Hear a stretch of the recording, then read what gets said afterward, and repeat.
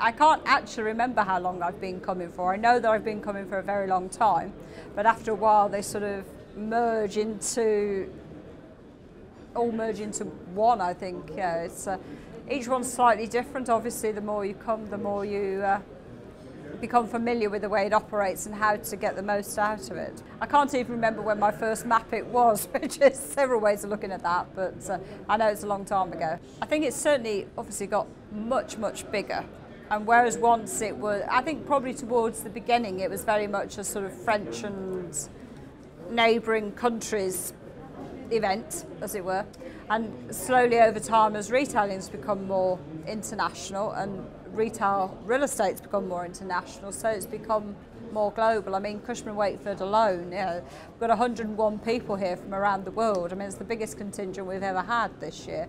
And I do remember, you know, in the past, if we had 20 people, that was probably as many as we ever had, so grown. There are people that you know by email and you know by speaking to on the telephone. I mean, I've always been very lucky because my role's always been very international anyway, so I have tended to get to know the people I needed to know in our various offices. But, you know, offices change, personnel change, and so, yeah, no, it's great. I mean, it is as much about making contact with colleagues and finding out what they're doing, learning from each other, but also, obviously, meeting our clients in a way that you just, although it's a bit like speed dating, you know, you can't, it's more about just reminding them that you're there and you're there to help them and you follow up, and it's all in the follow-up at the end of the day. It's a long time, 20 years. I mean, retail is one of those industries that's always changing. I mean, 20 years is an awful long time. I think, obviously, it's got much more international, hugely more international, and not just people sort of popping across borders. It's people being much more adventurous and going into sort of new emerging markets, whether that's, I mean, at one point, you know, 20 years ago, you know, Central and Eastern Europe was probably seen as an emerging market, and now, you know, it's, you could be anywhere in Europe, and it doesn't matter whether it's Central and Eastern Europe or it's Western Europe. Now people are being more adventurous, going to China, to India, to Latin America. And so it's changed hugely, just in a geographical representation. I think the nature of real estate has changed hugely as well. It's not just a big box or a street of shops or a shopping centre that performs a particular function. It's much more multifunctional in the sense of more leisure, more food and beverage has increased hugely. And it's partly a response to other changes like e-commerce, you know, online coming out of the ground, well, hardly out the ground, but out the air probably. But you know, that's had an impact on how people want to expand and how people shop and how people think about shopping. So lots of big changes. There was a huge amount of hype over the whole presence of online and how it's going to decimate high street, decimate shopping centres as we know it, and all the rest of it. Undoubtedly, there's a huge difference between where you are, say in Europe or in the world in general.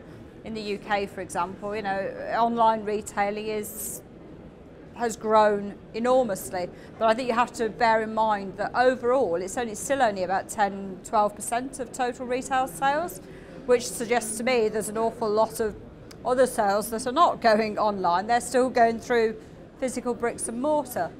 In other countries, Italy for example, it's only around about 1%, which, you know, huge disparity. So I think we have to be a bit careful that we don't overhype it, which is not to say that I've got my head well in the sand. You know, there are sectors that have been affected much more than others. So books, the things that are sort of, if you like, a product that's definable, you know, a book by an author is a book by an author. There's no real element of comparison other than by price, possibly.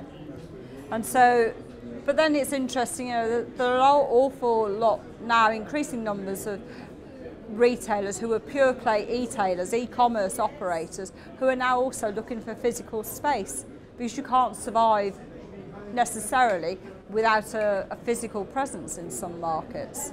It's an interesting dynamic that's going on. I mean, clearly we're seeing a lot of growth in particular. It's not necessarily big regions necessarily. I mean, yes, obviously India, China, but it's the major, what we call the gateway cities.